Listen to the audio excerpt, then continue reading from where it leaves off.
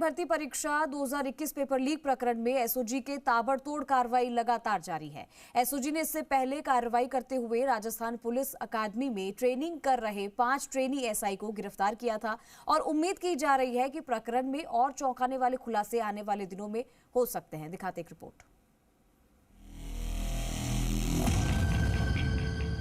Rajasthan police अकादमी से 5 trainee SI को गिरफ्तार करने के बाद जब एसओजी मुख्यालय लाकर उनका मॉक टेस्ट कराया गया तो परीक्षा में 5वीं रैंक लाने वाली शोभा राइका उसी प्रश्न पत्र को हल नहीं कर सकी जिसे हल करके उसने टॉप किया था।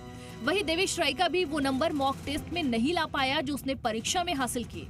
यहाँ तक कि दोनों की सामान्य हिंदी और सामान्य ज्ञान को लेकर भी जानकारी नहीं है। इस आधार पर जब दोनों भाई बहनों से पूछताछ की गई तो पूछताछ में उन्होंने बताया कि उन्हें परीक्षा से पहले ही प्रश्न पत्र उनके पिता आरपीएससी के पूर्व सदस्य राम राइका ने लाकर दिया था। इसके आधार पर राम राइका को पूछताछ के लिए एसओजी मुख्यालय बुलाया गया और फिर पूछताछ के बाद गिरफ्तार कर लिया गया। जो भी संदिग्ध होता है जब तक वो जुर्म स्वीकार नहीं कर ले, जब तक उससे तरह तरह के क्वेश्चन पूछे जाते हैं। वो तो एक जो पूछताछ का पुलिस का अपना तरीका है, अलग अलग टीमें बना के और उनसे बारी बारी से सबसे पूछताछ की गई थी और अंत में उनको निरुत्तर कर दिया जाता है, तब वो जुर्म स्वीकार कर लेते हैं। राम राइका को गिरफ्तार करने के बाद कोर्ट में पेश कर 6 दिन की रिमांड पर लिया गया है और अब उससे अलग अलग चरणों में पूछताछ की जाएगी। वहीं राइका की गिरफ्तारी के बाद अब ये माना जा रहा है कि पेपर लीक प्रकरण में ऐसे चेहरे जो कि अब तक बेनकाब नहीं हुए, वो भी अब एसओजी की ओर से जल्द बेनकाब किए जाएंगे। सूत्रों की माने तो राइका ने आरपीएससी में पेपर सेट करने वाले पैनल में शामिल एक व्यक्ति से पेपर परीक्षा तकरीबन 6 दिन पहले ही प्राप्त कर ली थी।